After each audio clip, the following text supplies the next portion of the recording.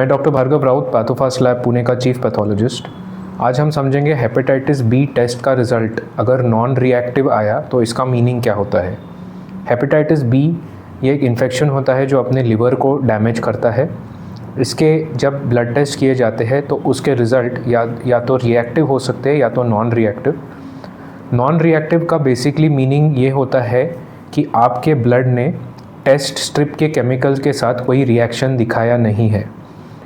इसका मीनिंग ये होता है कि हेपेटाइटिस बी का जो सरफेस एंटीजन होता है, ये हेपेटाइटिस बी एक वायरल इन्फेक्शन होता है जैसे आपको मालूम है, और वायरल पार्टिकल के ऊपर एक प्रोटीन होता है जिसे हम हेपेटाइटिस बी सरफेस एंटीजन कहते हैं।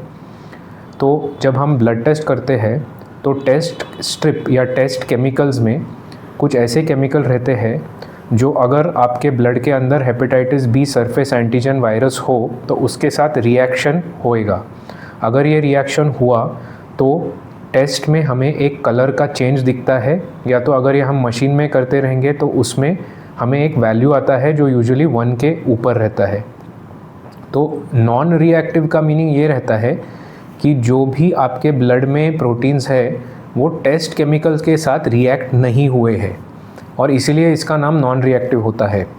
तो मेडिकली इसके अर्थ क्या है, लेकिन इसका आपके लिए इम्प्लीकेशन क्या होता है। दोस्तों, हेपेटाइटिस बी जब आपके ब्लड में के अंदर एंट्री लेता है, अभी ये अलग अलग तरह से ले सकता है, जैसे ये एसटीडी यौन संबंध रख के हो सकता है, या तो ब्लड ट्रांसफ्यूजन के थ्रू भी हो सकता है। अगर वो जिसने आपको ब्लड दिया है उसको ऑलरेडी हेपेटाइटिस बी होगा तो ये आपके ब्लड में घुस सकता है। जब ये आपके ब्लड में इनिशियली जाता है तो वो वहाँ से जाके आपके लिवर में बैठ जाता है। पहले 6 हफ्तों के लिए ये लिवर के अंदर ही बैठता है, वहाँ से वो ब्लड में नहीं उतरता।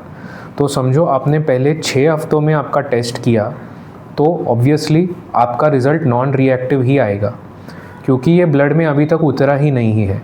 इसका अर्थ ये नहीं होता कि आपको हेपेटाइटिस बी नहीं है, इसका अर्थ सिर्फ इतना होता है कि ये अभी इसी वक्त ब्लड में डिटेक्ट नहीं हो रहा।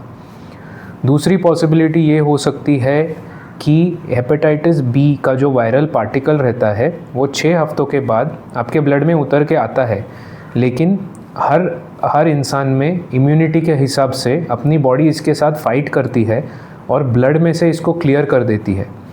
कुछ लोगों में ये 3 मंथ्स में हो सकता है, कुछ लोगों में ये 6 मंथ्स में हो सकता है, लेकिन यूजुअली आफ्टर 6 मंथ्स अगर आपकी इम्यूनिटी अच्छी है तो ये वायरस पूरी तरह से आपके ब्लड में से और मोस्ट ऑफ द केसेस में आपके लिवर में से भी क्लियर हो जाता है आफ्टर 6 मंथ्स।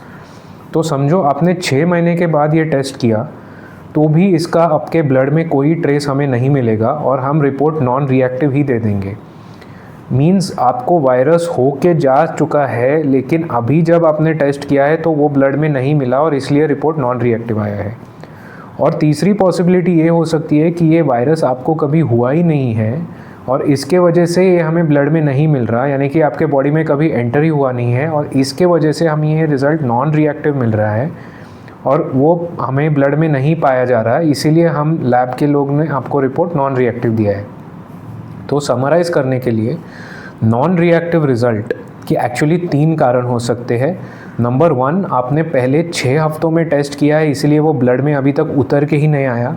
नंबर 2, आपने 3 to 6 मंथ्स के बाद टेस्ट किया एक्सपोजर के बाद और इसलिए ये ऑलरेडी आपके ब्लड में से क्लियर हो चुका है और इसीलिए वो टेस्ट में नहीं आ रहा। और नंबर 3, आपको ये कभी इन्फेक्शन हुआ ही नहीं है। तो ये 3 अर्थ होते हैं नॉन रिएक्टिव टेस्ट रिजल्ट के हेपेटाइटिस बी में। Thank you.